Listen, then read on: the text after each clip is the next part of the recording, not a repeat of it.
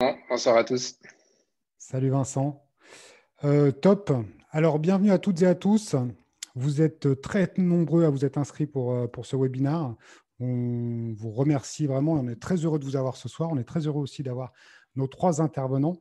Vraiment, bonsoir à toutes et à tous. Je vais juste commencer par rapidement vous partager quelques informations sur ce webinaire. On va commencer un peu les choses dans l'ordre. Donc, on a ce soir trois invités, Vincent Pignon, Adrien Trécani, Alexis Roussel. On va les présenter juste après. Ce webinaire a été organisé par Créa en partenariat avec Geneva FinTech. Geneva FinTech est une association basée à Genève qui, comme son nom l'indique, est active dans le domaine de la FinTech. On organisait en physique, à l'époque où c'était encore possible, des conférences, des événements accessibles et gratuits pour toutes et tous, sans distinction. On continuera dès que voilà, les restrictions nous permettront de passer évidemment au-delà, de rentrer dans une nouvelle période où il n'y aura plus ces restrictions. En attendant, on fait des choses d'un point de vue évidemment digital. On collabore toujours avec des entités étrangères, FinTech Australia. On collabore aussi avec l'Espace Entreprise, qui fait partie du DIP. C'est un centre de formation du DIP, formation professionnelle commerciale. Et on a des apprentis qui travaillent avec Geneva FinTech et qui se forment au métier d'employé de commerce avec Geneva FinTech. Donc, on est toujours actif dans ce domaine-là. On a également les podcasts sur la chaîne Point Zéro. Vous pouvez les écouter sur Spotify ou Apple, ou avec ce programme So Blockchain, initié par Anthony Lamy et auquel je participe aussi. Avec le soutien de WeCan, on accueille des gens actifs dans le domaine de la blockchain et on échange avec eux, on partage avec eux sous un format podcast. J'en profite également pour vous parler de la formation blockchain, qui est une formation unique en Suisse. En tout cas en Suisse romande, la formation en stratégie blockchain Créa, qui a été créée en partenariat avec WeCan, et également le soutien de Diem, anciennement Libra. Il y a une journée dédiée à ce protocole dans le programme. On vous mettra tous les liens dans le chat, évidemment. Cette formation, on en est très fiers, puisqu'il s'agit d'une formation qui s'adresse vraiment à un public relativement large. Il ne s'agit pas d'un public forcément de techniciens. Et puis, on a des intervenants de haut vol, à savoir, voilà, évidemment Vincent, qui est directeur du programme et qui a cofondé ce programme avec Créa, Bertrand Pérez qui intervient, Alexis Roussel qui est avec nous ce soir, Alexandre de Bocard, Fabien Gillios et Déborah Lechman de OA Légal.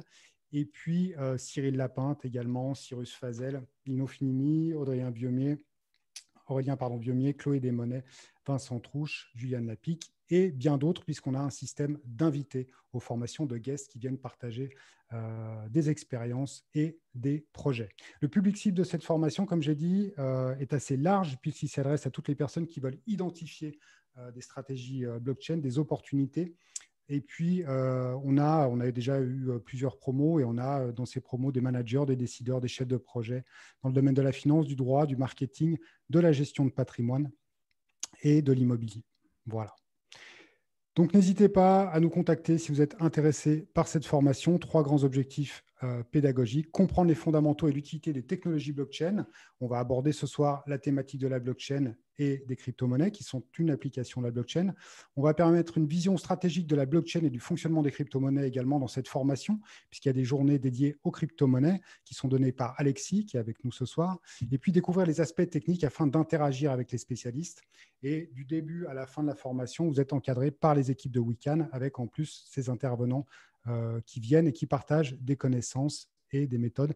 Je précise juste que tous ces intervenants sont des gens qui ont réalisé des choses concrètes dans le domaine de la blockchain. Et ça a évidemment énormément de valeur. La prochaine promo démarre le 16 avril et se termine le 25 juin. Il s'agit des vendredis et samedis. Ce sont des journées complètes. Ça s'étale en 16 journées entre le 16 avril et le 26 juin. J'en ai terminé, j'arrête immédiatement mon partage. On revient à un format classique, j'ai envie de dire. Vous avez dans le chat la possibilité de poser des questions, donc n'hésitez pas, vous êtes très nombreux. Hein. On est arrivé cet après-midi à 400 inscrits pour cet événement. Après, tout le monde ne vient pas aux événements en ligne, évidemment, mais vous êtes très nombreux, donc n'hésitez pas à poser vos questions dans le chat. Moi, je ne me suis pas présenté, pour ceux qui ne me connaissent pas, je m'appelle Fred Dumonal, je suis directeur de la formation continue à Créa et je vais tout de suite vous présenter nos invités. Petite parenthèse, ce webinaire est enregistré. Donc voilà, on vous informe qu'il est enregistré. Mais a priori, il n'y a que les gens qui prennent la parole qui sont visibles sur l'enregistrement. À ma droite, alors en tout cas dans le visuel de communication, il était à ma droite, le fondateur et CEO de Wecan, également directeur du programme de formation blockchain, conseiller auprès de l'État de Genève. Il est passé par Oxford, UCLA et l'École des Mines, où il a réalisé son doctorat, puisqu'il a le titre de docteur. J'ai nommé Vincent Pignon. Bonsoir Vincent. Bonsoir à tous. Salut Vincent. On va enchaîner après sur les questions. C'était juste pour voir si tu étais, bien là, s'il n'y avait pas de problème technique. Au centre également, dans le visuel que vous avez vu pour annoncer le webinaire, on a le cofondateur et CEO, de Metaco, une startup vaudoise qui a levé 17 millions de francs il y a 6 mois. Il est également conseiller à la CMTA, auteur d'un doctorat en finance, professeur à l'UNIL et professeur et ancien étudiant de l'EPFL. J'ai nommé Adrien Trécani. Bonsoir Adrien. Bonsoir Fred. Ça va? Ça va très bien, merci. Super. Et à ma gauche, il est cofondateur de la plateforme de trading de crypto-monnaie BT.com, COO et board member de NIM Technologies et ancien président du Parti Pirate Suisse. Il intervient dans le programme en stratégie blockchain de Créa pour la partie crypto-monnaie. Il est également chargé d'enquête à l'Association romande des intermédiaires financiers, ARIF, et il est diplômé de la Sorbonne et de Paris 10 Nanterre. J'ai nommé Alexis Roussel. Bonsoir Alexis, comment ça va? Bonsoir, ça va très bien, merci. Je suis très content d'être là. Eh bien, moi, je suis très, très content de vous recevoir. Ça fait vraiment très plaisir. On n'a pas fait d'événement depuis un certain temps à cause de toutes ces mesures, mais on a trouvé une alternative et je suis vraiment très heureux de vous avoir ce soir tous les trois. Et je vous remercie pour votre temps. Petit disclaimer qui s'adresse à toutes les personnes qui assistent à cette conférence et qui nous écoutent. Petit disclaimer, on va être amené à parler de crypto-monnaie, on va être amené à parler de finance, etc. Juste une information importante, en aucun cas dans cette séance et dans ce webinaire, il y aura des conseils financiers. Ce n'est absolument pas l'objectif. Les propos qui seront tenus ne peuvent pas être identifiés comme des conseils financiers. Chacun est responsable de ses propres investissements. Et les crypto-monnaies, notamment, sont un milieu qui est relativement, des valeurs qui sont relativement volatiles. Et il est fortement conseillé de se former et de s'intéresser au sujet avant de procéder à des investissements. On va parler tout d'abord de blockchain. Le sujet de la blockchain et indirectement de la crypto-monnaie suscite des débats et des échanges parfois musclés. On en a beaucoup entendu parler ces derniers temps, de la crypto notamment. On peut dire qu'en 2021, la blockchain et les cryptos, c'est un peu comme la météo. Très peu de gens savent comment ça marche, mais tout le monde a un avis dessus. Pour celles et ceux qui suivent l'actualité, la blockchain et les cryptos font régulièrement les gros titres, que ce soit en bien ou en mal. J'ouvre les guillemets, notre pays doit saisir cette opportunité, clame l'ancien ministre de l'économie Johan Schneider-Ammann dans une tribune parue dans la NZZ en parlant de la blockchain. De son côté, Christine Lagarde, présidente de la Banque centrale européenne, affirme que le Bitcoin est un actif hautement spéculatif qui a été associé à des affaires louches et des activités de blanchiment d'argent intéressantes et totalement répréhensibles, et elle ajoute qu'il doit être réglementé. Et enfin, en troisième, en octobre dernier, Bruno Le Maire, le ministre français de l'économie, associait crypto-monnaie et terrorisme en expliquant « Nous devons renforcer nos dispositifs de surveillance face au financement du terrorisme. Par exemple, les crypto-monnaies doivent être plus encadrées. » Bref, vous l'avez compris, les débats sont vifs et ce soir, il ne sera pas question de débat, mais de découverte et de partage de connaissances. C'est vraiment la logique de ce webinaire et des événements qu'on organise. Avec nos trois invités, nous allons dans un premier temps définir les concepts de cette technologie, et puis dissiper les doutes, révéler les vérités et bousculer les préjugés. En résumé, nous allons ensemble décrypter ce monde décentralisé. Alors, j'ai tout un tas de questions. On va commencer par la thématique numéro 1. On va recommencer vraiment par les bases, mais très rapidement afin que tout le monde ait les mêmes informations. Je me tourne vers Vincent. Vincent qui est co-créateur du programme Stratégie Blockchain avec Créa. Une première question, Vincent, et pas des moindres. C'est quoi la blockchain? C'est amusant que tu me poses cette question. J'ai l'impression que ça fait, avec tous les intervenants de ce soir, 3 ans qu'on répond maintenant à cette question. J'espère que beaucoup d'entre vous avaient déjà une réponse à cette question et que j'apporterai finalement que quelques éléments complémentaires. Mais c'est intéressant parce que finalement, et je pense qu'on va beaucoup en discuter ce soir, on se pose encore la question. En tout cas, beaucoup de personnes se posent encore la question, alors qu'on devrait ne plus se la poser. Je vais y répondre après, hein. Je ne suis pas uniquement un politicien, parce qu'on n'a pas encore d'usages concrets qui sont applicables à tout le monde et qu'on n'a pas tous sur nos smartphones des applications qui nous permettent en tout cas d'interagir avec la blockchain. Ce qui n'est pas le cas, par exemple, d'Internet. Je pense que tout le monde ne se pose pas la question de ce qu'est Internet parce qu'on interagit quotidiennement avec. La blockchain, ce n'est pas encore le cas et je pense que ça va être un sujet intéressant de discussion pour ce soir. C'est de comprendre à partir de quel moment ça va vraiment être le cas, sur quel type de use case, de cas d'application et ce que ça va vraiment apporter pour l'ensemble des acteurs.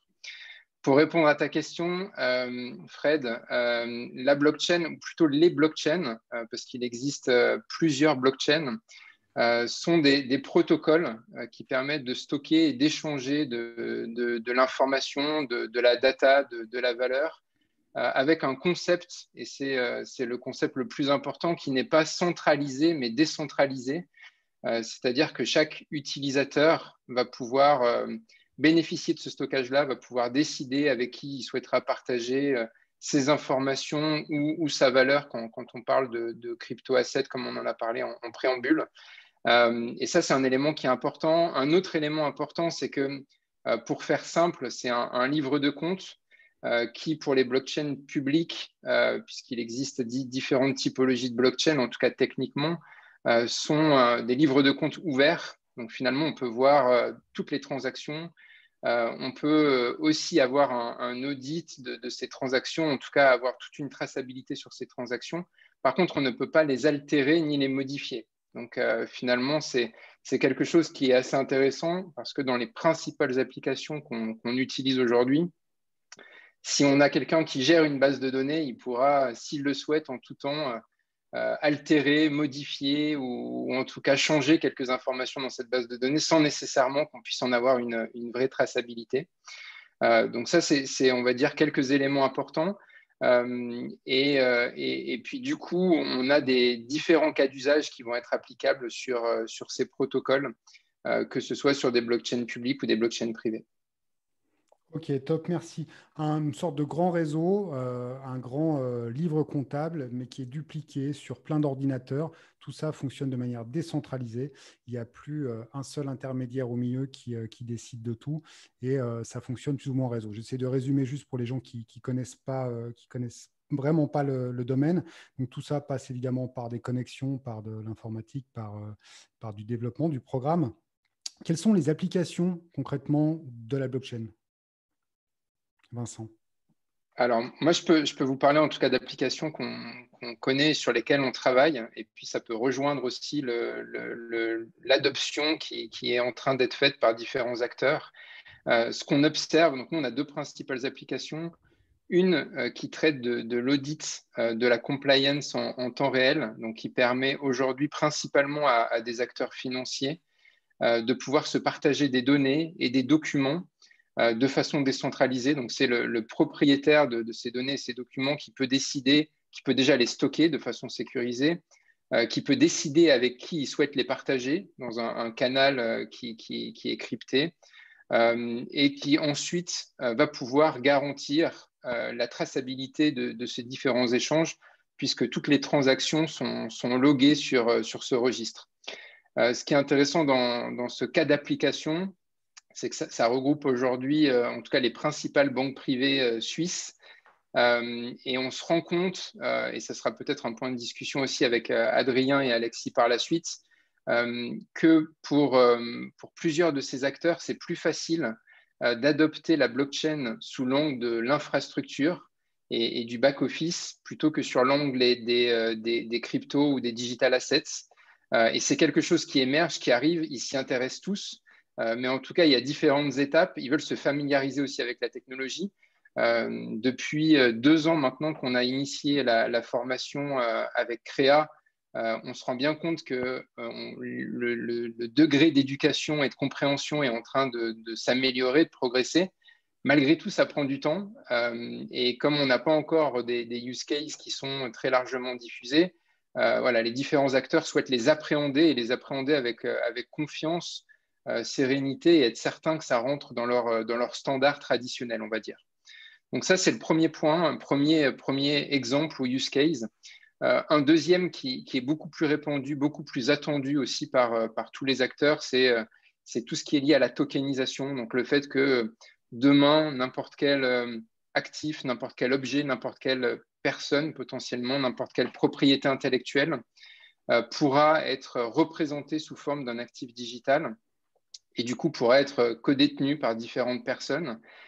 Sur ce sujet-là, ça fait maintenant 3 ans qu'on a en tout cas un cadre réglementaire qui est assez clair pour spécifier les différentes possibilités d'utilisation de ces jetons numériques et finalement pouvoir ensuite avoir une chaîne de valeur qui permet à des communautés de pouvoir les acheter, se les partager, être rétribués pour leur utilisation et pouvoir représenter soit des usages, soit des moyens de paiement, soit des actifs en tant que tels ou des produits financiers. Et ce sont les 3 catégories de tokens qui sont principalement, en tout cas, reconnues par les différents régulateurs et en particulier la FINMA en Suisse. Ok, top, merci Vincent. Alors, tokenisation, c'est le fait en fait de donner quelque part une identité digitale ou numérique à un bien matériel et du coup de pouvoir après l'échanger sur un second marché. Exemple avec l'immobilier que tu as cité, hein, je divise un immeuble en jetons, en tokens et je peux vendre des fractions de cet immeuble. Donc ça, c'est l'aspect de tokenisation pour ceux qui ne connaissent pas et qui nous écoutent. Je me tourne vers Adrien. Adrien, j'ai une question. Quel rôle joue Metaco pour les entreprises qui investissent dans la blockchain? Alors écoute, je dirais qu'aujourd'hui, lorsque l'on observe des crypto-monnaies, c'est qu'elles ont été initialement conçues pour être utilisées directement par l'investisseur lui-même, par le particulier qui souhaite spéculer ou simplement épargner et achète quelques bitcoins, quelques ethers ou d'autres types de monnaies ou de jetons. L'opportunité offerte par les crypto-monnaies, eh bien, c'est de se dire que l'on n'a plus besoin de reposer sur ces intermédiaires de type bancaire ou autre. Comme on sait qu'aujourd'hui, dans la chaîne de paiement, ils sont impliqués parfois près d'une dizaine d'intermédiaires qui, évidemment, chacun se servent au passage pour faire fructifier leur propre chiffre d'affaires. Maintenant, ce que l'on observe aussi, c'est que la plupart des investisseurs sur ces 5 dernières années en particulier ont tendance à viser le confort, ce qui n'est pas toujours une bonne idée, mais ont tendance à viser le confort, c'est-à-dire à déléguer la responsabilité de cette gestion de leur crypto-monnaie et passer par un tiers de confiance en retournant quelque peu dans un modèle bancaire. C'est-à-dire que oui, vous avez la possibilité de stocker vos jetons et vos bitcoins sur votre téléphone ou sur une clé USB ou sur une feuille de papier d'ailleurs, mais au final, ça veut dire que si vous perdez ce téléphone, cette clé, cette feuille de papier, potentiellement, vous êtes exposé à la perte directement sans aucun moyen de recours. Et donc, un grand nombre d'investisseurs aujourd'hui se dit, bon, finalement, le système historique n'est pas si mauvais, je vais passer par mon intermédiaire de confiance qui est ma banque ou que sont ces nouvelles crypto-banques qui apparaissent autour de la planète, certaines qui ont déjà une licence bancaire, d'autres qui ressemblent à des banques comme Coinbase aux États-Unis, mais ne sont pas nécessairement des banques au sens légal du terme, et donc externalisent ceci. Alors, que fait Metaco, la société que j'ai cofondée? Eh bien, Metaco construit l'infrastructure logicielle qui permet à cette industrie bancaire principalement, mais pas seulement, d'offrir, elle, des services à sa clientèle, des services de type achat, vente, stockage, échange en général de crypto-monnaies et de jetons. Au final, l'avenir tel que nous le voyons aujourd'hui chez Metaco, c'est un avenir où vous pouvez vous connecter à votre partenaire bancaire ou à une institution traditionnelle. Et cette institution vous offre, aux côtés du franc suisse, de l'euro, des actions Nestlé et du pétrole, eh bien, vous offre le Bitcoin, l'Ether et une partie d'immeubles genevois tokenisés par Wiccan. Donc, ce futur-là n'est pas si lointain. Ce que l'on voit, c'est qu'aujourd'hui, bon, certaines banques, je ne vous le cache pas, sont encore totalement réfractaires aussi bien à la notion de crypto-monnaie qu'à la notion de tokenisation, mais le monde évolue. Et ce que l'on voit, c'est qu'aujourd'hui, un grand nombre de banques, et parmi les plus grandes banques d'investissement, qui étaient encore sceptiques il y a quelques années, sont en train de se lancer massivement dans ce domaine-là. À titre d'exemple, l'année passée, Standard Chartered et la banque DBS, qui sont parmi les plus gros géants du monde bancaire, ont annoncé leur offre crypto-monnaie. Ce matin, j'ai vu passer l'annonce que BNY Mellon, l'un des plus gros custodians du monde, est en train également de préparer une offre crypto-monnaie. Ce que l'on voit, c'est qu'au final, ces grands acteurs sceptiques sont en train de devoir, face au marché, s'ouvrir à ceci et se préparent à avoir une offre concurrentielle que vous et moi dont vous et moi pourrons tirer parti bientôt. Ok, très bien. Si on prend un exemple concret par rapport à l'actualité, un exemple qui a fait un peu le tour du monde, Tesla qui a acheté 1,5 milliard de Bitcoin, typiquement aurait fait appel du coup à une banque ou à une société comme Metaco pour le stocker et le sécuriser? Alors, aurait certainement fait appel à une banque ou en tout cas à un négociant, un intermédiaire, et puis ensuite devra les stocker elle-même ou par le biais d'un intermédiaire. Généralement, elle n'irait pas stocker ses jetons chez Metaco parce que Metaco n'est pas un dépositaire ou un custodian. Nous sommes une société technologique qui vend la solution aux custodians, leur permettant d'offrir ce type de service à des sociétés comme Tesla. Ok, merci Adrien, c'est très très clair. Je me tourne vers Alexis. Alexis, on dit souvent que la crypto-monnaie est un cas d'application de la technologie blockchain parmi beaucoup d'autres. Est-ce que tu confirmes? Je dirais que pour l'instant, c'est le seul cas d'application. Et parce qu'en fait, il faut regarder l'histoire en fait de la blockchain et en fait, quand le Bitcoin est créé, la notion de blockchain existait déjà, mais il n'y avait aucune utilité, aucune application. On était dans le domaine de la recherche pure. Et puis à un moment donné, quand on a voulu faire une monnaie électronique, du cash électronique peer-to-peer, parce que c'est ça vraiment le but du Bitcoin. On utilise une forme de base de données partagée parce qu'il faut bien en fait se mettre d'accord sur quel est l'état des transactions entre les gens. Et c'était un des problèmes que les monnaies électroniques avaient jusqu'à présent, c'est qu'on avait du mal à se synchroniser tous ensemble. Et l'inventeur du Bitcoin a utilisé cette blockchain d'ailleurs qu'il ne nomme pas au début. C'est ça qui est intéressant. Et le mot blockchain n'apparaît pas dans le papier original de Satoshi Nakamoto. Et on se rend compte que la blockchain, elle est là pour être un registre de transfert de valeur. Quand on dit de valeur, il y a forcément une valeur intrinsèque, il y a ce jeton interne à cette blockchain, qui est pour la blockchain du Bitcoin, le Bitcoin, pour la blockchain de l'Ether, l'Ether. Et ensuite, c'est venu tellement perturber l'intellect des gens, parce qu'on a l'habitude depuis environ 100 ans, 150 ans, que l'argent n'est fait que par les États. D'un coup, on prend peur et pour essayer de comprendre en fait ce que c'est ce phénomène-là, les gens ont essayé de séparer les deux et ont essayé de séparer la monnaie qui est intrinsèque, le Bitcoin, de cette technologie qui est un bout de la technologie de Bitcoin pour, je pense, à mon avis, de la plupart des gens pour se rassurer. Et en fait, on se rend compte aujourd'hui que tous les projets sérieux qui avancent, qui fonctionnent réellement, maintenant se font sur des blockchains publiques qui ont un token intrinsèque, donc ça se fait sur Bitcoin, c'est terre. Et on arrive au point où on arrive à faire ces projets-là sans mentionner qu'il y a le Bitcoin derrière, de la même manière qu'aujourd'hui on utilise Zoom pour faire de la visioconférence sans forcément dire qu'on est sur du TCP/IP et du HTTP, technologies Internet qui sont derrière. Donc aujourd'hui, il n'y a pas réellement d'applications autres. Pourquoi? Parce que les applications autres que l'on verra apparaître, comme la tokenisation d'objets qui était mentionnée, en fait, ce ne sont pas des choses qui sont construites sur la blockchain, ce sont des choses qui sont construites sur les transactions de crypto-monnaies qui, elles, utilisent la blockchain pour s'enregistrer. Donc, chaque fois que vous bougez un token, vous êtes obligé de consommer de faire une transaction en crypto-monnaie intrinsèque qui, elle, est enregistrée sur la blockchain de cette crypto-monnaie-là. Donc, en fait, on fait un raccourci qui est faux. Ok, très bien.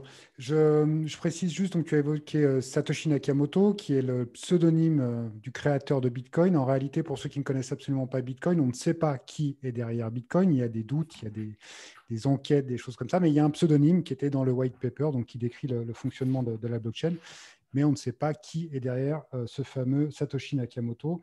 Ça a démarré fin 2008, début 2009, je crois, la première transaction. Oui. Ok. Juste de dire, c'est que c'est pas important de savoir qui c'est, parce que il a posé les bases dans son papier et ensuite le logiciel a été fait et à partir du moment où la blockchain est sortie, il a perdu en fait tout le contrôle sur le système et il n'a aucune influence. C'est-à-dire même si on le trouvait aujourd'hui, il n'aurait aucune influence sur le fonctionnement et sur la programmation du système. Voilà, donc le fait qu'on ne le connaisse pas, ce n'est pas grave. Au contraire, ça crée un mythe fondateur qui est assez important. Ok.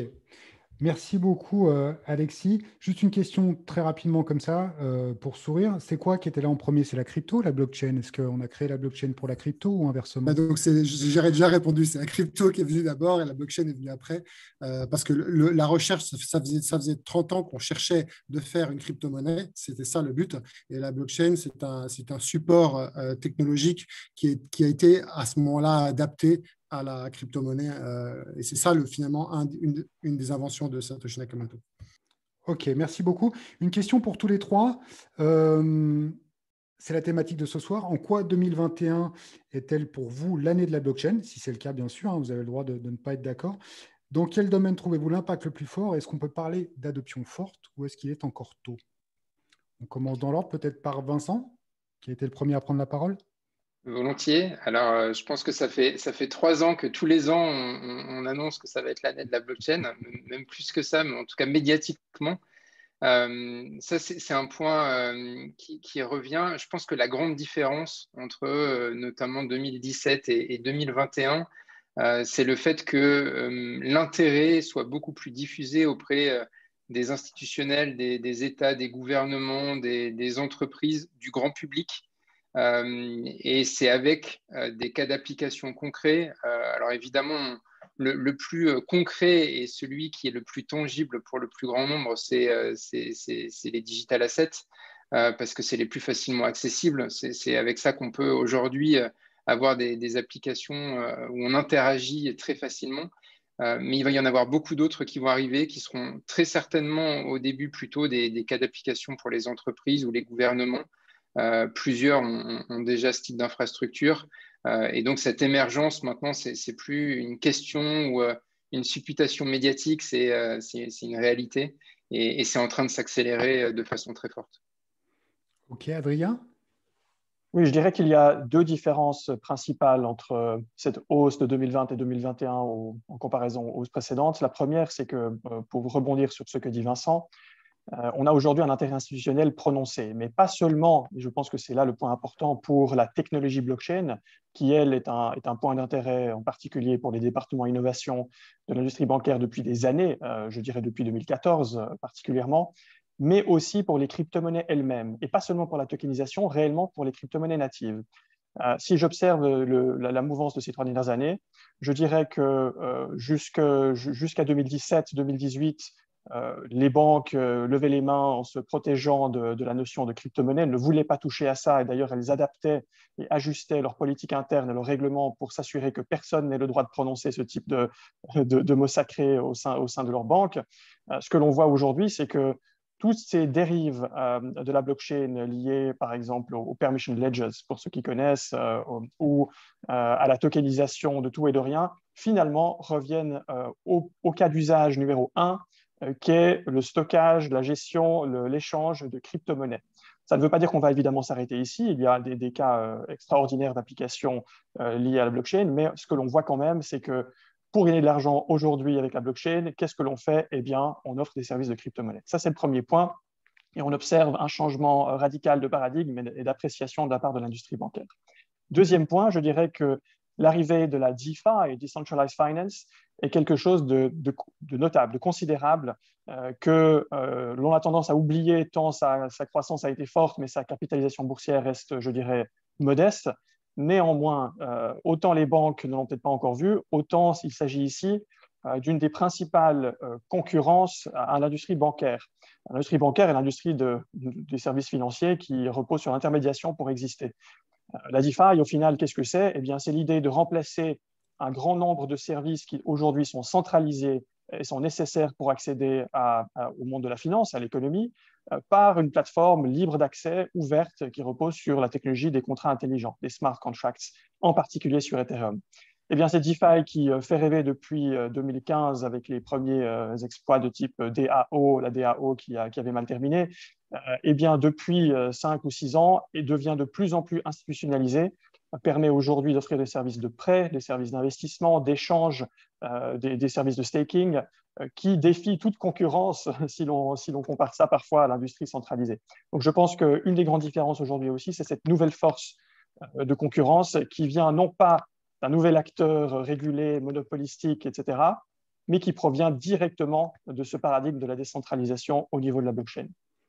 Ok, merci Adrien. Donc pour ceux qui ne connaissent pas la thématique de la DeFi, donc DeFi, la finance décentralisée, je vous invite à creuser ce sujet-là. Il y a énormément de ressources sur Internet, mais on est dans une proposition de valeur, de service décentralisé. Il y a tout un tas de protocoles qui ont été créés autour de ça. Il y a des échangeurs maintenant décentralisés, comme Uniswap par exemple, qui viennent en fait en opposition à des Binance ou des Coinbase. Donc voilà, sujet très très vaste qu'on abordera peut-être encore si on a le temps d'ici la fin du webinaire. Alexis, je te laisse la parole. 2021, est-ce l'année de la blockchain? Alors, ça va être une année très intéressante, ça c'est sûr, elle a déjà bien commencé.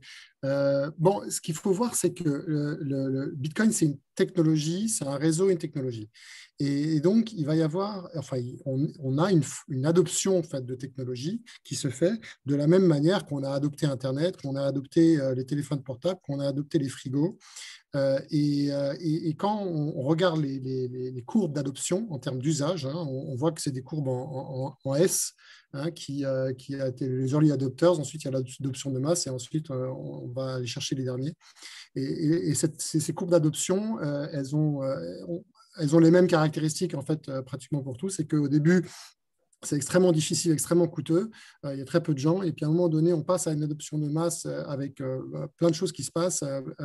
Mais surtout, en fait, quand l'adoption de masse se passe, on ne se rend pas compte qu'elle se passe parce que c'est normal d'avoir à ce moment-là un frigo, c'est normal d'avoir Internet, c'est normal d'avoir un téléphone portable. Je pense que les téléphones portables ou les smartphones, ça a été vraiment le dernier truc qui était assez fort parce que si on a été un peu un précurseur dans ces choses-là, c'était drôle de discuter avec les gens. Il y a un moment, on discute avec une personne et la personne nous dit ah non, mais moi, jamais j'aurais besoin de ça. Et 2 ans plus tard, on discute avec la personne et on a l'impression qu'elle a vécu toute sa vie avec un smartphone. Et en réalité, les crypto-monnaies et puis, vont suivre en fait le même chemin.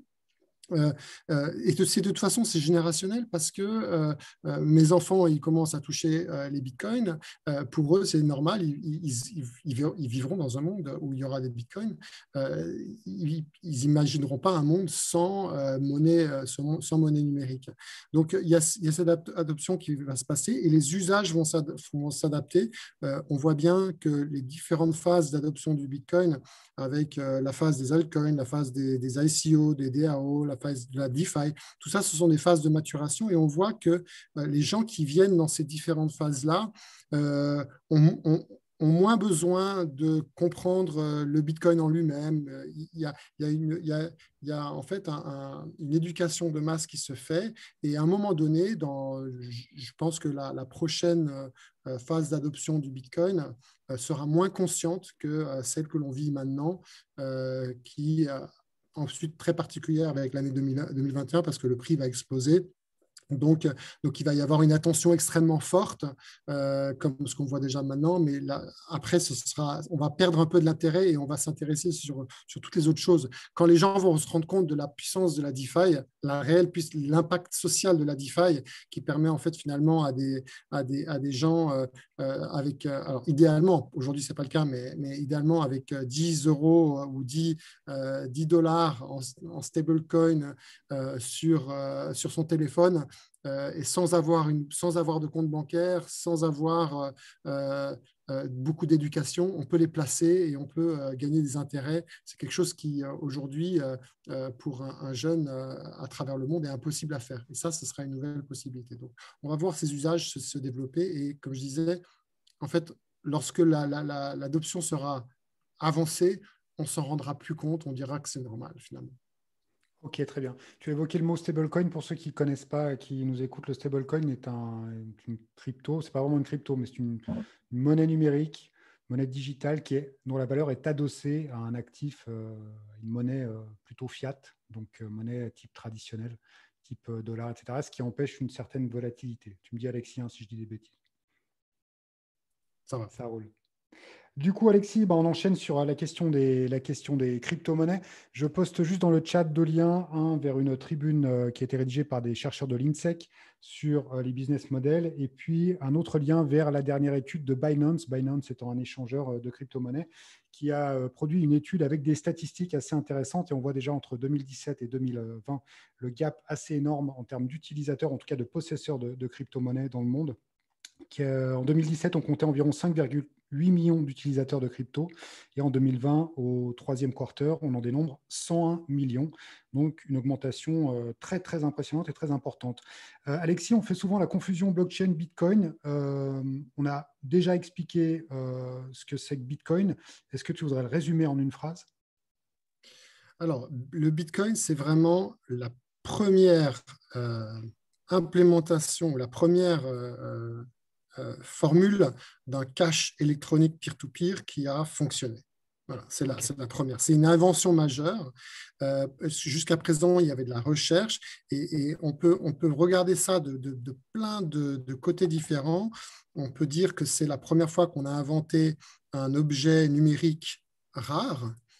C'est la première fois qu'on a inventé un objet numérique ou une donnée numérique qui ne peut s'utiliser qu'une seule fois, alors que normalement, on est dans un monde, Internet, c'est une machine à copier, on peut toujours copier les données autant qu'on veut, et là, on a un objet qu'on ne peut utiliser qu'une fois.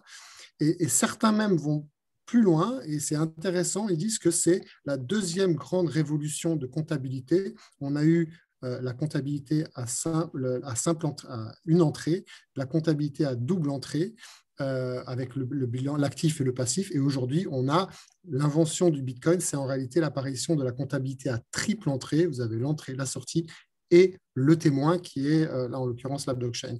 Et si on se rend compte de l'impact qu'a eu l'invention de la comptabilité à double entrée lorsqu'elle a été vraiment adoptée au niveau de la planète, elle a permis les commerces internationaux au moment de la Renaissance, on peut imaginer qu'en fait, l'impact que va avoir réellement le Bitcoin sur la révolution numérique qui est encore à venir en réalité. Ok, très bien. Juste, tu as évoqué le peer-to-peer. Donc, pour ceux qui nous écoutent, le peer-to-peer, donc c'est de pair à pair, hein. Très, très résumé, Bitcoin, je peux l'échanger de pair à pair avec le bon système, évidemment. Alors qu'à l'inverse, l'argent traditionnel, type fiat, il y a toujours la banque quelque part dans l'équation, soit elle Oui, produit la monnaie. Il faut faire attention, on confond souvent la partie technique et la partie usage, hein, et là, on parle vraiment de technique, c'est-à-dire quand on dit pair à pair, c'est que c'est un réseau où il n'y a pas de tête centrale et en fait, les ordinateurs entre eux se connectent et discutent selon un protocole. Et il n'y a aucun ordinateur qui va aider à ça. Après, les usages qu'on en fait, on peut faire ce qu'on veut. On peut décider Adrien expliquait très très bien, on peut décider de mettre ses bitcoins auprès d'une banque, d'un intermédiaire et de les utiliser qu'avec l'autorisation de sa banque. Mais l'infrastructure sur laquelle on est, elle est peer-to-peer. Et en réalité, ce que l'on voit, et on a vu ça avec Internet, c'est que la forme de l'infrastructure et la gouvernance de cette infrastructure va par capillarité influencer comment l'économie se crée par-dessus, même s'il restera toujours des intermédiaires, mais qui vont se réorganiser par-dessus. Alors, encore une question, parce que c'est un sujet chaud en ce moment, vu qu'on est sur Bitcoin. Deux questions en une. Allez, soyons fous. Au mois de décembre, le cours s'est envolé. Déjà, comment on explique cela? Juste ça. Et ensuite, beaucoup disent que Bitcoin ne repose sur rien et que c'est du vent. Qu'est-ce qu'on répond à cela? Et quelle est la comparaison? Que dire de la comparaison parfois qui est faite avec l'or? Tu veux que je réponde encore? À qui? Si tu veux répondre, si Adrien veut répondre, non, mais c'est libre, monsieur. Adrien, il répond très bien à ça. Adrien, allons-y. Tu veux que je te reformule, remercie, Adrien? Alexis. Non, Là, c'est un écoute, compliment. Hein. Je pense que ça va. Non, je dis mais merci Alexis parce que c'est vrai que c'est une question qui vient régulièrement. Donc, au final, on finit par avoir les arguments. C'est vrai que la comparaison à l'or est régulièrement faite et je pense qu'elle est raisonnable en ce sens que Bitcoin, comme l'or, est disponible en quantité limitée. Je dirais même qu'il a plusieurs avantages, comme en particulier le fait qu'il est infalsifiable. Au contraire de l'or, on sait que certains lingots sont remplacés par du tungstène. Enfin, si on sciait ce lingot en deux, on verrait qu'il n'est pas jaune de partout. Il est aussi en quantité démontrablement limitée. Là où l'or, eh bien, on ne sait jamais, peut-être une météorite, si je vais chercher un peu dans l'extrême, pourrait tomber sur Terre et amener des milliers de tonnes d'or supplémentaires. Et donc, la comparaison à l'or est intéressante puisque là aussi, les deux sont limités. On connaît également leur cycle de production. Alors, dans le cas de l'or, c'est probabiliste parce qu'on ne sait pas exactement quelle est la quantité qui est créée, mais on a un taux à peu près moyen. Là où le Bitcoin, lui, est déterministe, ou en tout cas, en moyenne, on sait que c'est environ X Bitcoins qui sont créés toutes les 10 minutes. Alors, qu'est-ce que ça implique en pratique? Ça implique que la valeur du Bitcoin est déterminée directement par l'offre et la demande, avec une offre qui est très fortement menée par la quantité de Bitcoin qui sont créés au cours du temps.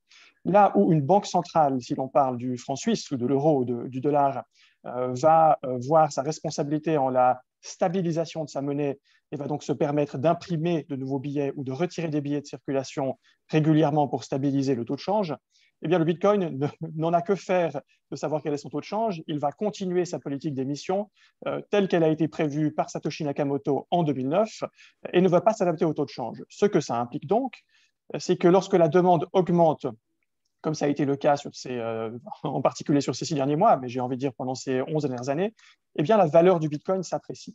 Alors, pourquoi est-ce qu'il est monté pendant ces derniers mois? Eh bien, parce qu'il semblerait que la demande, en particulier institutionnelle, est explosée. On a vu bien sûr les annonces de MicroStrategy qui a investi, si ma mémoire est bonne, 150 millions, je ne sais plus exactement quel est le montant. On a vu l'annonce bien sûr de Tesla avec Elon Musk qui a investi 1,5 milliard.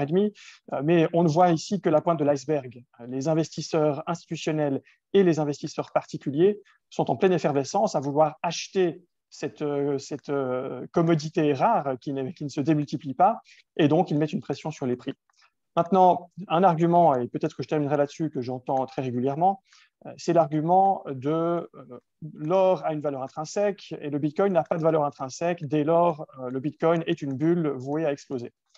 Alors, bon, est-ce que le Bitcoin est une bulle? Bien entendu, en période de croissance, il y a certainement une bulle passagère, c'est-à-dire que je ne serais pas surpris que le Bitcoin subisse une correction qui pourrait arriver demain, comme elle pourrait arriver dans 6 mois, comme elle pourrait arriver dans 2 ans. Maintenant, parler de l'or comme ayant une valeur intrinsèque versus le Bitcoin qui n'en a pas, eh bien, je rappelle que la valeur intrinsèque de l'or, comme on aime la pointer du doigt, c'est essentiellement quelques nanoparticules qui sont insérées dans les microprocesseurs et parfois mises comme couche de recouvrement sur des prises de casque audio. Au-delà de ça, éventuellement la joaillerie, mais la joaillerie n'utilise l'or que parce qu'il a de la valeur. Je veux dire, je ne pense pas qu'on achèterait une Rolex en or si l'or valait 0, si l'or valait 1 centime. Aujourd'hui, on achète une Rolex en or parce qu'on a envie de représenter de la valeur. Dès lors, la valeur intrinsèque de l'or est tout à fait critiquable au même titre que celle du Bitcoin. Et au final, ce que l'on réalise, c'est que la valeur d'un actif n'est pas liée à sa valeur intrinsèque.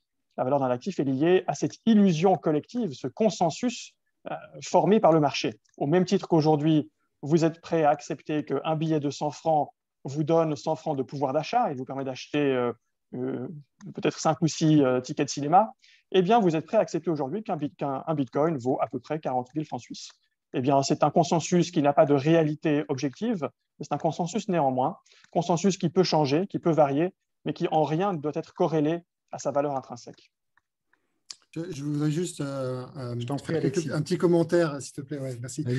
Je trouve qu'il y a quand même des choses sur lesquelles on peut se raccrocher. Et le comparatif avec l'or, il est intéressant. C'est que l'or, il a certaines caractéristiques qui fait que, en fait, on peut garder, à la fois, on peut garder sa composition à travers le temps. Hein, c'est assez facile de comprendre si on a affaire à de l'or ou pas.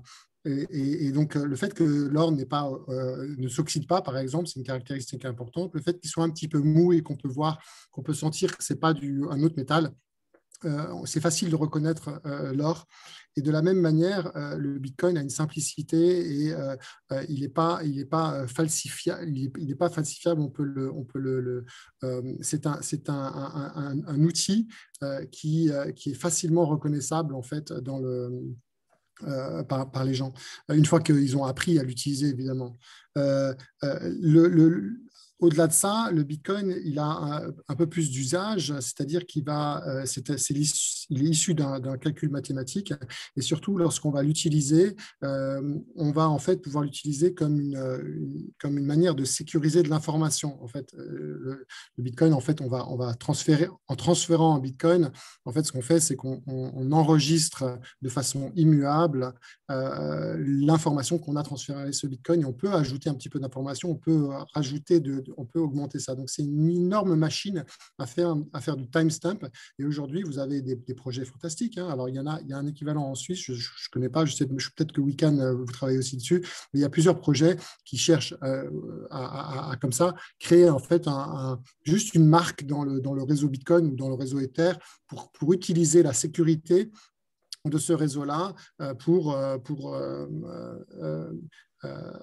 oui, acerter de choses qui se sont passées ailleurs. Et en fait, le Bitcoin, par rapport aux autres, justement, a le degré de sécurité le plus élevé et donc à un prix aussi, c'est-à-dire qu'on achète de la sécurité en utilisant le Bitcoin. Et enfin, je veux juste dire aussi, maintenant, il y a un autre phénomène qui se passe, ça je le vois parce que je suis dedans, mais aujourd'hui, vous avez de plus en plus d'individus, mais aussi des intermédiaires financiers qui utilisent le Bitcoin ou qui utilisent des crypto-monnaies de manière générale pour faire des transactions parce que en réalité, encore aujourd'hui, le réseau SWIFT et les transactions internationales sont en réalité plus compliquées qu'on ne le croit. Et puis des fois, quand ça bloque, on s'est trompé dans le destinataire d'un transfert bancaire et c'est revenu parce que la banque correspondante a dit non, je ne connais pas ou il faut vérifier quelque chose, on passe par le Bitcoin, on passe par autre chose. C'est plus simple. Et ça a de la valeur aussi. Top, merci Alexis pour ces précisions. Ça bouge aussi beaucoup dans le chat. J'ai l'impression d'être sur un live Twitch de Fortnite. C'est assez génial. Ça va de tous les côtés. Merci pour toutes ces réponses, messieurs. Du coup, Alexis, j'espère que tu m'en voudras pas. Je vais parler de la deuxième crypto-monnaie en termes de taille de capitalisation, qui est Ethereum. Alors, peut-être que les gens parmi nous ne connaissent pas Ethereum. C'est une crypto-monnaie qui est arrivée plus tard, 2015, avec un protocole qui permet, alors c'était créé en 2014, bien avant, par un jeune prodige du nom de Vitalik Buterin. C'est un protocole qui a été amené qui permet de faire certaines choses, dont les smart contracts, les fameux smart contracts. Je me tourne du coup vers Vincent. Est-ce qu'il y a des cas d'usage aujourd'hui connus où Ethereum est utilisé et est-ce que vous, chez vous, vous utilisez des choses ou vous faites des choses sur Ethereum? Alors oui, c'est Ethereum, on va dire que c'est la blockchain qui a permis de diffuser et de créer le plus facilement un grand nombre de use cases sur la blockchain avec un système de store où les développeurs pouvaient poster leurs applications. Nous, on l'utilise principalement pour les smart contracts et donc pour l'émission de jetons numériques, quelle que soit leur forme. C'est devenu un standard de l'industrie. Aujourd'hui, tous ceux qui listent, qui custodient, c'est le cas de Metaco notamment, des tokens le font principalement sur la base Ethereum. Et quand on parle des acteurs bancaires qui commencent à rentrer dans l'industrie, c'est aussi sur ce type de standard-là. Alors, ça ne veut pas dire que ça ne va pas évoluer, mais en tout cas, aujourd'hui, c'est un standard de marché.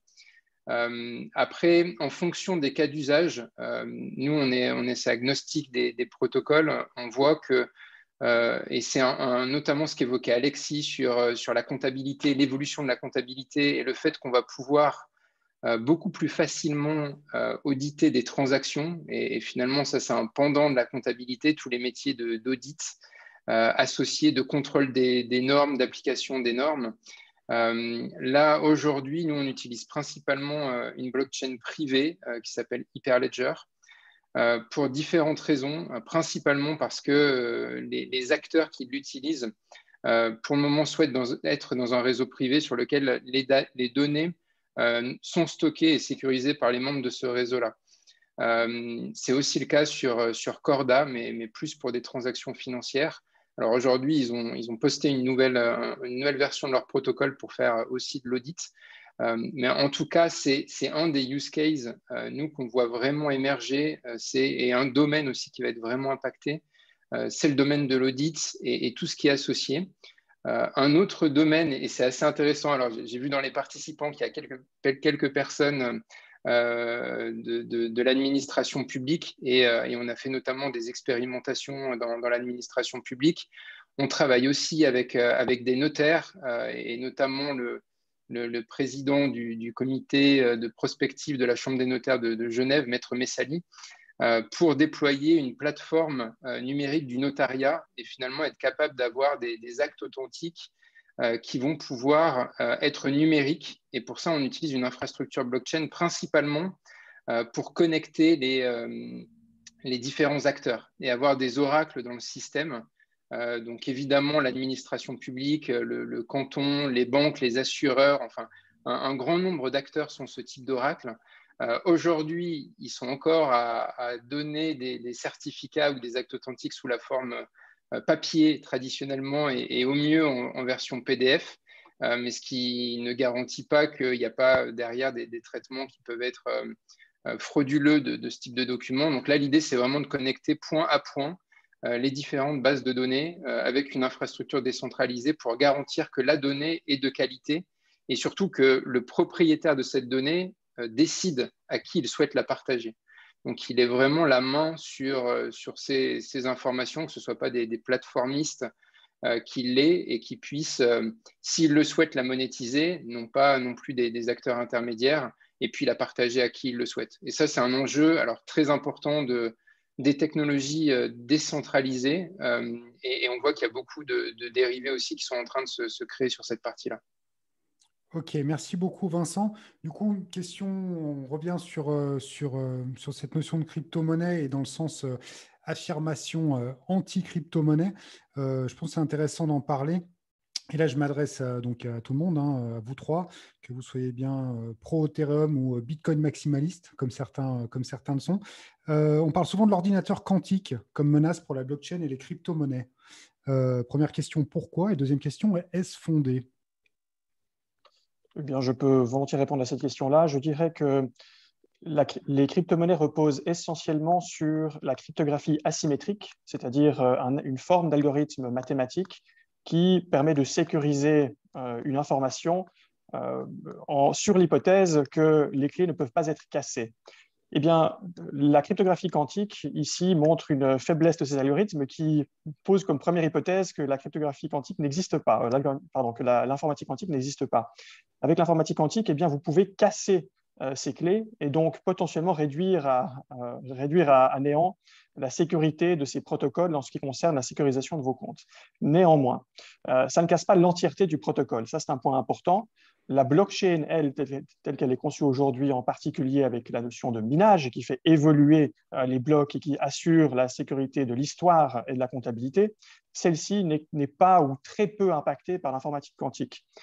Qu'est-ce que ça implique en pratique? Eh bien, ça implique que lorsque l'informatique quantique arrivera, eh bien, les ingénieurs qui aujourd'hui maintiennent ces réseaux, que ce soit Bitcoin, Ethereum ou les autres, auront l'opportunité de considérer de nouveaux algorithmes de sécurisation des porte-monnaies ou des comptes qui, eux, sont résistants à l'informatique quantique. En réalité, ça n'est évidemment pas aussi simple parce que c'est une branche qui est très récente, ou je dirais qui est plus récente dans l'académie. Et donc, ces algorithmes sont moins maîtrisés et c'est pour ça qu'ils ne sont pas aujourd'hui utilisés en pratique sur ces blockchains. Une autre conséquence est également qu'en général, ces algorithmes sont plus lourds d'un point de vue données. Ils nécessitent plus d'espace. Et pour ceux qui connaissent un petit peu le monde de la blockchain, on sait que l'espace est rare, que économiser quelques bytes ou quelques bits a énormément de valeur. Et donc, on essaye d'éviter de repousser au maximum le jour où la transition vers ce type d'algorithme sera nécessaire. Ok, merci Adrien. Je rebondis juste sur le terme mineur que tu as utilisé pour ceux qui ne connaissent pas. Effectivement, Bitcoin, Ethereum, ce sont des réseaux décentralisés et ce sont des mineurs qui travaillent sur le réseau pour valider les transactions. Ça fait partie du processus et quand ils sont d'accord à 51%, ils valident les transactions. Alexis, est-ce que tu veux rebondir sur la notion de l'informatique quantique? Est-ce que c'est une menace pour Bitcoin? Alors, juste pour Alors, pour Bitcoin, ce n'est pas une menace parce que en fait, Bitcoin est déjà prêt pour cela. Et dans la manière dont la cryptographie asymétrique justement est utilisée pour construire les transactions. Et ce qui est intéressant de dire par rapport à ça, c'est qu'en fait, peut-être que tout au début de Bitcoin, justement, dans la toute première version de Bitcoin, il y avait effectivement un système où on pouvait, avec un ordinateur quantique, facilement remonter à la clé privée. Et en fait, on a rajouté dessus en fait, un double hachage, on a rajouté un certain nombre de choses pour créer des adresses qui font que aujourd'hui, c'est très compliqué pour un ordinateur quantique de rétro-ingénierer, enfin de casser cela. Ça veut dire quoi? Ça veut dire que ces crypto-monnaies, le Bitcoin en particulier, mais les crypto-monnaies ont une caractéristique, fondamentale qu'on sous-estime encore aujourd'hui par rapport à la notion de valeur, parce qu'on compare ça avec l'argent, c'est qu'en fait, ce sont des programmes qu'on peut mettre à jour. Et d'un coup, on rentre dans un monde où l'argent, si jamais il y a un problème, qu'on dit on a une bonne idée, en fait, on peut mettre à jour notre argent. Et ça, c'est un concept qui est vraiment nouveau. Et en fait, finalement, face aux ordinateurs quantiques qui sont une menace à la cryptographie, en fait, cette possibilité de mettre à jour, c'est une force. Et ce qu'il faut savoir aussi, c'est que, et ça, ce n'est pas le domaine juste des crypto-monnaies, c'est le domaine de la sécurité de manière générale par rapport à la cryptographie, c'est que la sécurité dans la cryptographie, c'est une course constante. Vous avez en fait un jeu qui se passe et vous allez développer des algorithmes de chiffrement et de l'autre côté, vous allez constamment les attaquer et en fait, on estime le temps qu'il faut par rapport à la puissance de calcul disponible sur la planète, combien de temps il faut pour casser cet algorithme-là. Et en fait, les scientifiques suivent ce rapport en fait, entre la puissance disponible et qu'est-ce qu'on peut casser. Et en fait, on a toujours aujourd'hui, la défense a toujours un jeu d'avance sur le système. Donc oui, on va mettre à jour et il y a déjà en fait des mises à jour qui sont prévues qui vont aller encore rendre cela beaucoup plus robuste. Ok, merci Alexis. Vincent, tu es d'accord avec ce qui a été dit par rapport à la menace quantique? Ça fait bien, menace quantique, on dirait un film de science-fiction. Ouais, tout à fait aligné. C'est intéressant parce que dans le cycle certifiant blockchain de Créa, on a eu l'occasion d'avoir plusieurs personnes qui travaillaient dans des entreprises sur des technologies quantiques qui sont maintenant en train de faire des projets de recherche sur cette thématique. Et on voit bien que c'est quelque chose qui revient toujours, sur lequel il y a beaucoup d'appréhension. Mais voilà, c'est de la musique d'avenir. Et il y a aussi des questions, je pense que c'est intéressant parce que c'est des questions qui reviennent tout le temps, sur la consommation énergétique. Je vois dans le chat, je n'ai pas réussi à tout lire, mais en tout cas, il y en a quelques-uns que j'ai vus sur la consommation énergétique. Et voilà, c'est des questions qui sont toujours intéressantes. Ok, merci. Alors, on va parler juste de consommation énergétique. On fait juste une dernière question. Pareil sur les sujets chauds du moment, c'est des sujets qui sont basiques pour vous, messieurs, mais c'est important d'avoir votre avis d'expert pour tous les gens qui sont avec nous ce soir. Les critiques fusent sur les cryptos, hein, en tout cas pour ceux qui peut-être loupent les trains. On parle de Ponzi, donc de pyramide de Ponzi. Pour ceux qui ne connaissent pas, c'est quand le dernier entrant permet de financer celui d'avant. Des cours manipulés. Qu'en est-il réellement? Quelle est votre opinion? Adrien? Oula, c'est tout un tas de sujets conflictuels. C'est très intéressant. Bon, je dirais manipuler, oui, comme tous les marchés. Je veux dire, tous les marchés sont manipulés aujourd'hui. Qu'est-ce que la manipulation, sinon l'exploitation du libre marché? Aujourd'hui, si vous avez les moyens, si vous êtes multimillionnaire et que vous pouvez aller sur un petit marché qui n'a que des petits investisseurs à milliers de francs et que vous investissez pour 100 000 francs ou que vous vendez pour 100 000 francs, vous allez avoir un impact sur le marché. On peut appeler ça de la manipulation, ou on peut appeler ça la liberté. Je dirais qu'il faut partir du principe, lorsque l'on traite avec un marché qui n'a pas une profondeur extraordinaire, je veux dire, vous n'êtes pas en train aujourd'hui d'échanger l'action Apple quand vous allez faire du Bitcoin, donc la profondeur n'est peut-être pas similaire, bien qu'elle soit augmentante. Vous devez vous attendre à ce qu'il y ait des personnes ou des investisseurs aux poches plus profondes que vous qui potentiellement ont la capacité d'influencer le marché. Mais c'est vrai dans tous les marchés. Je veux dire, aujourd'hui, même les marchés les plus régulés, comme ceux de certaines monnaies ou des commodités ou des actions, on sait bien que des scandales éclatent régulièrement quant aux manipulations, et parfois beaucoup plus sournoises, des manipulations de trading haute fréquence, des manipulations de l'exploitation d'informations privilégiées, qui font que vous, en tant qu'investisseur, vous et moi, je veux dire en tant qu'investisseurs particuliers, finalement, nous sommes les victimes du système et devons faire avec. Eh bien, je dirais que c'est la normalité sur l'essentiel des marchés aujourd'hui, et que oui, peut-être que sur les marchés immatures, c'est davantage le cas, mais ça n'est pas une particularité du Bitcoin.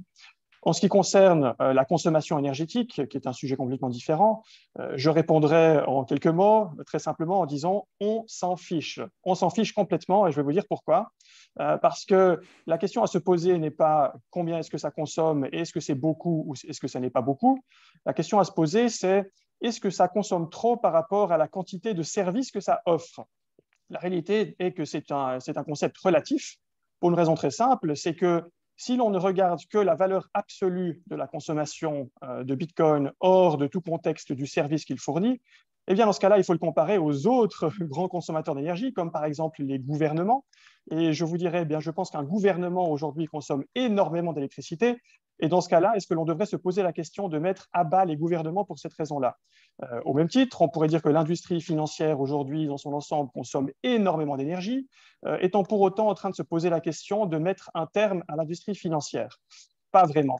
Donc la question est toujours relative au service qui est fourni, et donc la consommation du Bitcoin qui est certes élevée, je dirais qu'elle est en comparaison au service qu'il offre, c'est-à-dire la plateforme la plus sécurisée, la plus universelle de stockage du pouvoir d'achat. Je dirais que la consommation énergétique ne m'inquiète pas du tout et qu'il faut s'attendre à ce qu'elle augmente d'ailleurs proportionnellement à la valeur du Bitcoin, c'est-à-dire encore énormément. Ok, merci beaucoup Adrien pour ces infos et cet avis clair. Alexis, sur la question de la manipulation et du coup de l'écologie, faisons des sujets multiples. Voilà. Écoute, je suis assez aligné avec ce que dit Adrien, la manipulation.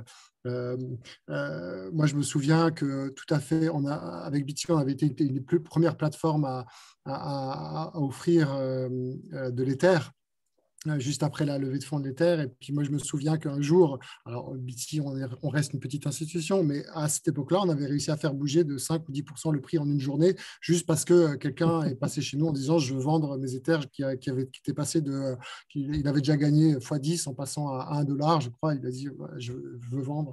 Bon, donc voilà, donc c'est clair que est-ce que c'est de la manipulation de marché?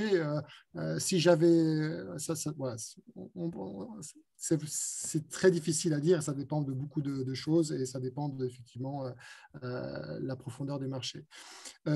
Concernant l'environnement, c'est exactement ça, c'est une question de comparaison. On compare le Bitcoin avec quoi? Et en fait, on ne peut pas le comparer. On n'a jamais eu un système comme ça qui existe.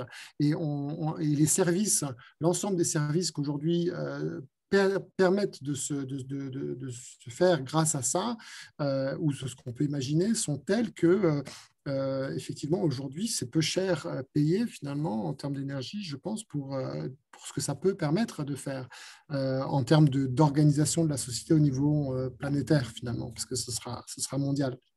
Donc, c'est vrai, on se pose pas c'est pas une question qui est en fait dans la tête des gens qui sont dans ce domaine-là, parce que les byproducts, hein, ce qui découle de ça en fait est beaucoup plus important que quand on regarde l'industrie financière, l'inefficacité de l'énergie qui est utilisée là-bas.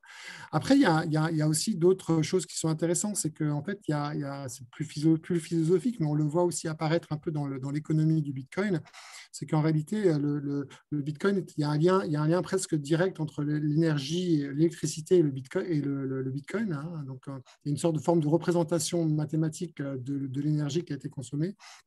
Et on se rend compte que ça permet de développer des choses. On voit des régions, et c'est assez particulier. Hein. On voit des régions qui s'équipent en production d'énergie et principalement renouvelable, parce qu'aujourd'hui, le renouvelable, c'est le moins cher. Donc, des régions qui s'équipent en production d'énergie sans avoir de réseau de distribution à porter. Hein. Et pour financer ça, ils mettent une mine de Bitcoin à côté. Vous voyez? Et donc, d'un coup, on voit apparaître des sources d'énergie, d'électricité dans des régions qui n'avaient pas forcément de sources d'énergie. C'est un phénomène qui aujourd'hui est très émergent, complètement pas vu, et va avoir un impact dans le futur, à mon avis. Je prends un exemple caricatural, ce serait de mettre des panneaux de solaire dans le désert. Il n'y a personne, il n'y a pas de réseau, il y a peut-être quelques villages, mais en réalité, on va mettre des mines à côté, et d'un coup, ça va rendre intéressant à ces villages de se connecter. Ça va donner la possibilité aux villages d'à côté de se connecter à ces panneaux solaires. Donc, ça va donner l'infrastructure à venir après. Ça crée des choses assez intéressantes comme ça. Ok, merci beaucoup Alexis. Vincent, et après on passe à quelques questions dans le chat. On déborde un peu, messieurs, mais vous êtes là, je vous garde, donc vous n'avez pas le choix. Vincent, sur la question de l'environnement et la question également très lointaine, mais actuelle aussi, des cours manipulés. Sur la question des cours manipulés, je rejoins Adrien et Alexis. Aujourd'hui, une des caractéristiques des crypto-monnaies, c'est que ça reste des petits marchés, des marchés où la liquidité augmente tous les jours, mais ça reste quand même des petits marchés encore aujourd'hui. Et si on prend n'importe quel marché secondaire, n'importe où sur la planète, on verra très facilement qu'il est possible de pouvoir impacter le cours de bourse des sociétés qui ont finalement peu de liquidité de façon très forte. Et c'est ce qu'on constate aujourd'hui avec les crypto-monnaies. Ce n'est pas quelque chose qui va changer tout de suite, ça va changer quand toutes les personnes sur la planète détiendront des bitcoins et puis commenceront à les utiliser dans leur usage potentiellement quotidien, puisque là, ça sera beaucoup plus difficile de pouvoir faire ce type d'action-là. Donc ça, c'est le premier point. Sur la partie écologique, alors je rejoins aussi Adrien et Alexis. Je pense malgré tout que, et pour travailler avec l'EPFL et un professeur qui s'appelle Rachid Garaoui sur cette thématique notamment, il y a des perspectives qui pourraient permettre d'améliorer les mécanismes notamment de validation. Et ça, c'est un travail qui est en cours par beaucoup de personnes sur lesquelles on verra des modifications de certains protocoles dans le temps. Ça a été notamment le cas pour Ethereum l'année dernière, ça va continuer.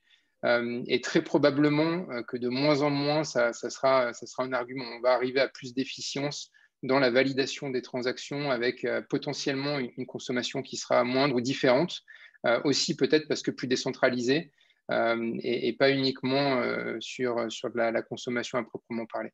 Donc voilà pour les deux réponses. Ok, merci beaucoup Vincent. Je réponds juste à deux questions qui m'ont été envoyées. Comment Bitcoin va être limité? Ben, c'est tout simple, c'est inscrit dans le programme. C'est à 21 millions normalement que ça s'arrête. Alexis, tu me dis si je me trompe. Mais il y a une émission, un nombre de Bitcoin qui est déterminé à l'avance. Et puis le deuxième point, c'était qu'est-ce qu'une mine de Bitcoin? Ben, c'est simplement un lieu où il y a des mineurs, donc des ordinateurs connectés au réseau qui valident les transactions. On peut créer une mine dans sa cave si on le souhaite. C'est déconseillé parce que ce n'est pas très rentable en ce moment, en tout cas dans notre région. Mais voilà, le minage, c'est l'action de valider les transactions. Messieurs, est-ce que sur le chat, il y a des questions qui ont éveillé votre attention? Je salue au passage Cyril Lapinte qui est parmi nous aussi et Sylvain Jamin qui sont là et qui animent le chat depuis tout à l'heure. Salut messieurs. Est-ce que vous avez vu des questions, Alexis ou Adrien ou Vincent? Alors, pour ma part, j'ai perdu la fenêtre du chat, donc je la rouvre. Il y a une question, je pense, qui peut être intéressante, surtout vu les intervenants de ce soir. Et du coup, je propose de la poser à Alexis et Adrien. En tout cas, je pense que pour le plus grand nombre, elle est intéressante parce que tout le monde n'a pas nécessairement la réponse ou la trouve difficilement. C'est une question d'Eliott. Peut-on faire confiance aux plateformes en ligne de crypto? Peuvent-elles disparaître du jour au lendemain?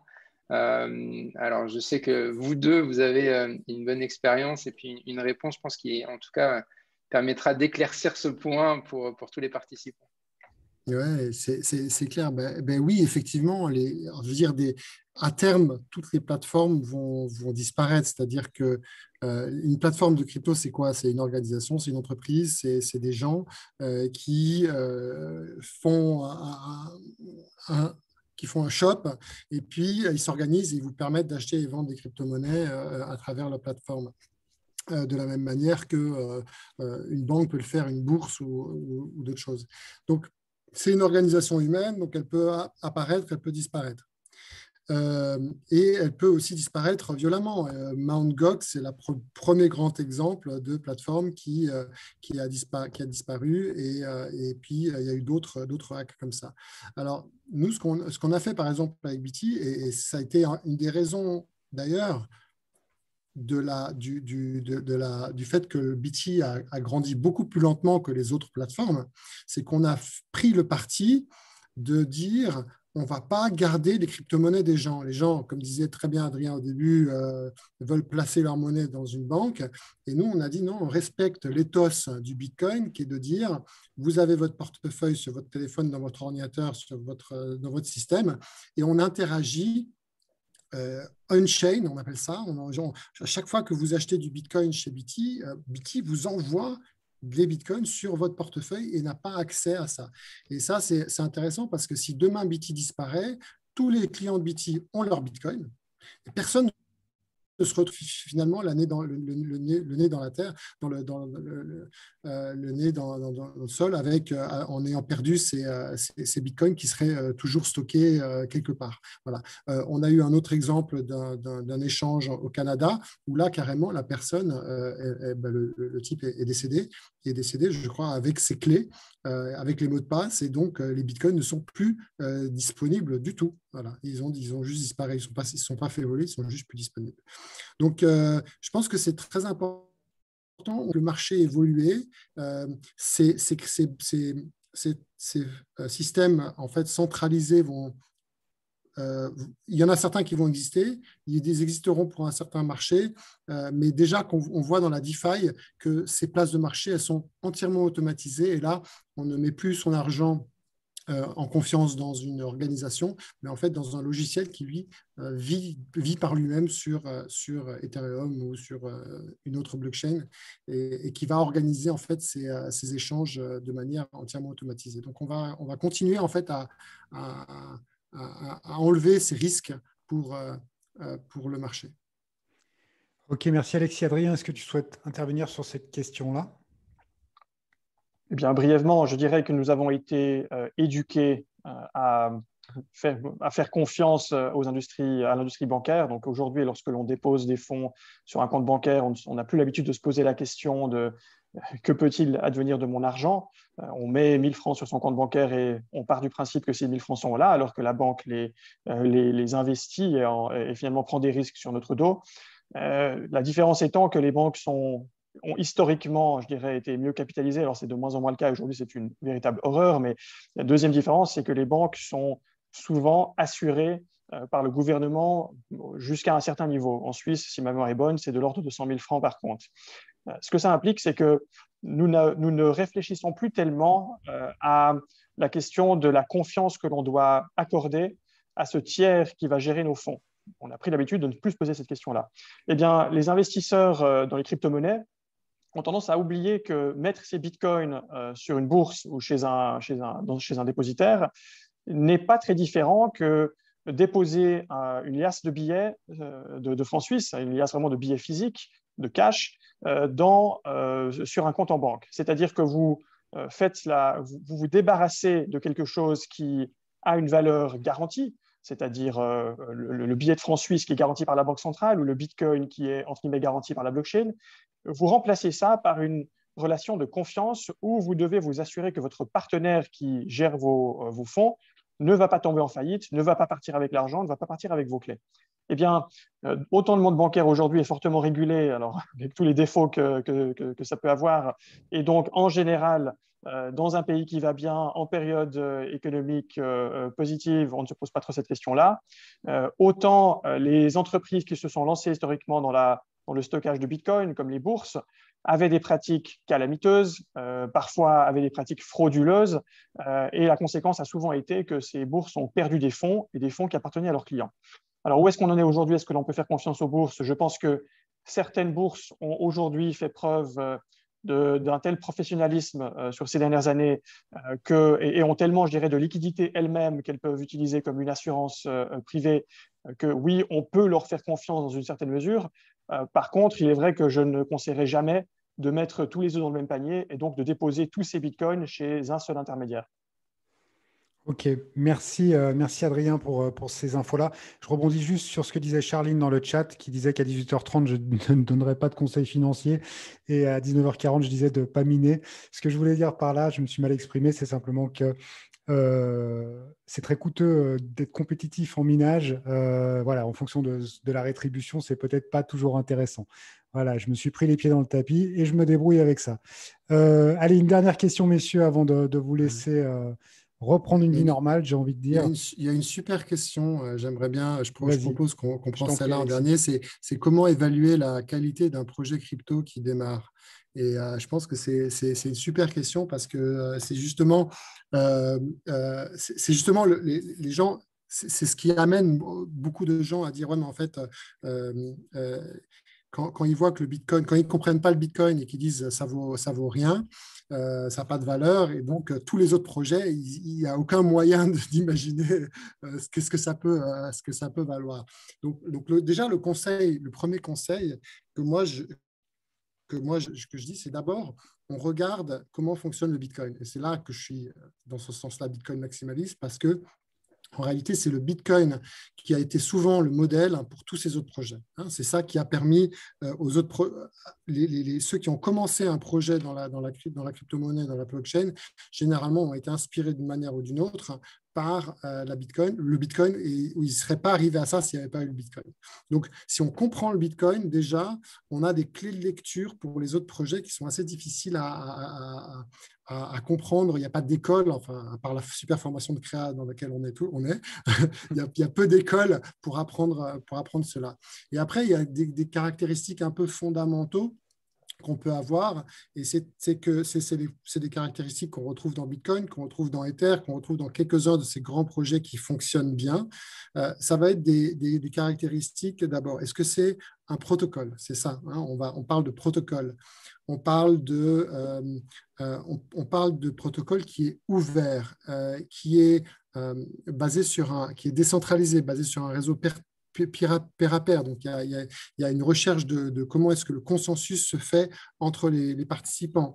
Ce sont des projets qui sont ouverts à travers le monde. Il n'y a pas de frontières sur ces projets-là. Et puis surtout, ce sont des projets qui ne sont pas censurables, c'est-à-dire que vous allez en fait créer des protocoles et il n'y a aucun moyen qu'on puisse arrêter ce protocole juste parce que quelqu'un a décidé qu'on pouvait l'arrêter. Et à partir du moment où on est sur quelque chose qui n'est pas censurable, à ce moment-là, on peut avoir d'autres projets qui se projettent sur ce projet-là, en fait. Et Bitcoin, en fait, moi, j'ai pu me lancer et me dire, et puis Adrien, c'est pareil, on a pu se dire, ah ouais, je vais créer mon entreprise sur Bitcoin, ou en tout cas qui utilise Bitcoin, parce qu'on avait cette notion que, quoi qu'il arrive, n'importe où dans le monde, quelqu'un peut décider que Bitcoin n'existera pas et faire une loi contre le Bitcoin. En réalité, le Bitcoin fonctionnera toujours et moi, ma société pourra toujours fonctionner. Donc, j'ai pu me projeter sur le Bitcoin. Et c'est généralement le critère principal que je vais utiliser dans un projet crypto, c'est est-ce que je peux me projeter en tant que, pas forcément utilisateur, mais vraiment en tant que dans une société numérique, est-ce que mes services, est-ce que je peux me projeter de mettre des éléments de ma vie là-dedans sans que ce soit censuré par l'organisateur de ce projet-là? Ok, je rebondis juste, tu parles de censure, une question pour vous trois, parce que censure, il y a aussi le terme régulation qui revient souvent, puis il y a une question dans le chat sur des menaces éventuelles sur la crypto. Moi, j'ai beaucoup entendu parler ces derniers temps de régulation, de besoin en régulation des cryptos. Et ma question s'adresse à vous, qui êtes trois spécialistes, mais est-ce qu'on peut réguler la crypto-monnaie? Oui, bien sûr. C'est-à-dire qu'on ne régule pas le protocole lui-même qui, lui, est immuable, enfin immuable au sens où ses règles ne peuvent pas être altérées par les lois. Par contre, on régule toute forme d'intermédiaire qui interagit avec ce protocole. Par exemple, les rampes d'accès de type les fournisseurs de liquidités. Si vous voulez acheter des bitcoins, or, je ne parle pas ici du monde de la DeFi qui est encore particulier, mais si vous voulez acheter des bitcoins aujourd'hui par le biais de prestataires traditionnels, vous allez devoir vous identifier avec votre pièce d'identité, démontrer votre adresse de domicile, démontrer que l'origine des fonds que vous utilisez pour acheter ces bitcoins est propre. Et pourquoi est-ce que vous devez le faire? Eh bien, parce que cet intermédiaire par lequel vous passez pour acheter des bitcoins, lui, est directement régulé par l'autorité compétente, en l'occurrence la FINMA en Suisse, qui lui impose d'appliquer le même type de réglementation pour le Bitcoin qu'il devrait appliquer à d'autres classes d'actifs régulées elles aussi. Donc, qu'est-ce que ça implique au final? C'est que oui, le Bitcoin est utilisable hors du système régulé. Vous pouvez échanger de personne à personne sans passer par une banque. Par contre, à partir du moment où vous voulez ressortir dans l'industrie réelle, ou lorsque vous voulez rentrer dans cette industrie des crypto-monnaies, en général, vous transitez par une institution régulée et donc, au final, le gouvernement a son mot à dire et vous observe et c'est ce que vous faites. Ok, merci Adrien. Vincent, tu partages? Ouais, alors, je partage d'autant plus. Il y avait aussi une question sur la législation en Suisse, les évolutions réglementaires et fédérales sur la blockchain. C'est un point qui évolue très vite. Et une des difficultés aujourd'hui, c'est que chaque pays a sa propre analyse et sa propre réglementation. Et du coup, on n'a pas de standards internationaux. On n'est pas prêt d'en avoir. Ce qui complexifie grandement des applications pour des personnes qui veulent lancer leur projet. Et pour revenir sur le point soulevé par Alexis par rapport à comment analyser un projet qui fait du sens, aujourd'hui, quel que soit le projet blockchain, qu'il ait attrait à l'émission d'une crypto-monnaie ou à l'utilisation de l'infrastructure, s'il n'y a pas de standards qui vont être admis et utilisés par un grand nombre d'acteurs, ça fera très certainement pas sens. Ou en tout cas, ça va complexifier grandement le processus. Si on reprend l'exemple, ou en tout cas la comparaison avec la comptabilité, on voit bien qu'il y a des comptabilités par territoire géographique, que ça complexifie la vie des entreprises qui sont internationales, qu'elles doivent tenir des multi-comptabilités, qu'elles doivent consolider ces comptabilités. Aujourd'hui, c'est la même chose avec la blockchain, avec les crypto-monnaies, et potentiellement, ça rend cette tâche plus difficile. Et ça va aussi générer la disparition, très probablement, d'un grand nombre de projets blockchain qui existent aujourd'hui, puisque des standards, à la fin, il n'en restera pas tant. Et c'est aussi peut-être, en tout cas, une crainte par rapport à l'évolution de différents projets, c'est qu'il y ait de plus en plus de concentration et puis potentiellement des projets qui, comme on l'a vu avec Internet en particulier, où au début on pensait que tout allait être parfait et que ça allait répondre à plein d'enjeux, finalement on se rend compte qu'il y a beaucoup de limites sur beaucoup de ces projets-là. Et aujourd'hui, on a beaucoup d'espoir avec la blockchain. C'est censé, il faut aussi avoir conscience des limites pour pouvoir les anticiper et les maîtriser. Ok, merci Vincent. On va arriver gentiment au terme de ce webinaire. Alexis, est-ce que tu as un mot de la fin? Non, le mot de la fin, pour moi, c'est ce que j'ai un petit peu dit tout à l'heure. C'est un monde qui remet beaucoup d'idées enfin, qui challenge en fait beaucoup d'idées conçues. Pourquoi? Parce que il faut voir que l'évolution du Bitcoin et l'impact du Bitcoin sur la société, c'est quelque chose qu'il faut comparer avec des grands mouvements de société. Mais quand je dis grand, sur des centaines d'années. Et on est en train de vivre ça à une vitesse impressionnante. C'est comme ça qu'on peut comprendre en fait l'impact sur la société. On a été habitué depuis environ 150 ans à un système où en fait les États avaient en charge ou se sont arrogés le droit d'émettre la monnaie. Avant, ce n'était pas le cas. Il y avait des villes, il y avait des royaumes, il y avait des entreprises, il y avait des indépendants, il y avait des monnaies libres. Il y avait un certain nombre de types de monnaies différentes et il y avait ce standard de l'or. Aujourd'hui, donc en fait, on a été éduqué et on est éduqué on n'a pas appris à l'école qu'il y avait d'autres alternatives que cela. Et puis, moi, j'ai eu la chance, quand j'étais gamin, d'avoir un professeur qui m'expliquait d'économie, qui m'expliquait que regardez comment on crée de l'argent, et puis on prend le bilan de la banque, et puis on prête 100 francs à quelqu'un, ça fait moins 100, et d'un coup, on crée 100 francs. Et là, voilà. Donc, ce que je veux dire par là, c'est que aujourd'hui, on va par l'apparition de nouveaux outils dans le numérique, en fait, on refait une réflexion sur ce que c'est la valeur, ce que c'est l'organisation de la société, la manière dont on prend des décisions ensemble, la manière dont on arrive à un accord. Et là, on se met d'accord de manière consensuelle sur l'état des transactions, l'état de la valeur entre nous. Et on change complètement de paradigme. Et il y a vraiment une révolution numérique qui est en train de se réaliser et qui va s'accélérer. le Bitcoin est une chance, et c'est exactement aussi pour ça que je m'étais lancé à l'époque, c'est que moi j'étais un activiste du numérique avant le Bitcoin, mais le Bitcoin, ça prend toutes ces valeurs de la révolution numérique, ça les concentre dans un jeton qui vaut quelque chose et qu'on peut utiliser comme de l'argent. Et d'un coup, pour moi, c'était un vecteur extrêmement important pour expliquer ce que c'était la révolution numérique, parce qu'au début, les gens ne la comprenaient pas. Et je leur disais, mais là, si vous regardez ce que c'est de l'argent, et les gens s'intéressent à l'argent, surtout en Suisse, d'un coup, ils sont obligés d'essayer, pour comprendre la valeur du Bitcoin, ils sont obligés de décortiquer et comprendre que dans le Bitcoin, il y a de l'open source. Dans le Bitcoin, il y a du consensus. Dans le Bitcoin, il y a du réseau peer-to-peer. Dans le Bitcoin, il y a ce côté non censurable. Et tout ça, ce sont des éléments fondamentaux de la révolution numérique que l'on vient. Donc, si vous comprenez le Bitcoin, et c'est quelque chose qui est compréhensible qu'on peut apprendre à l'école. Un gamin de 12 ans, 13 ans, 14 ans peut comprendre le Bitcoin. Sauf qu'aujourd'hui, il n'y a aucune formation qui le fait, mais on peut le faire. Ensuite, vous comprenez en fait l'impact de la révolution numérique que l'on va vivre. Ok, merci Alexis pour toutes ces précisions et ce partage d'informations. Adrien, est-ce que tu as un mot avant qu'on clôture ce webinaire? Eh bien, à part vous remercier pour l'invitation, non, ce sera tout pour moi. Eh ben, c'était un plaisir, Adrien. Vincent, je te laisse la parole, le dernier mot avant de clôturer. Je clôturerai après, je fermerai la porte en sortant, j'ai envie de dire. Avec plaisir. Alors, moi, le mot, il va être moins philosophique que celui d'Alexis, mais plus empirique. J'ai vu aussi dans les participants qu'il y avait beaucoup d'anciens étudiants de la formation.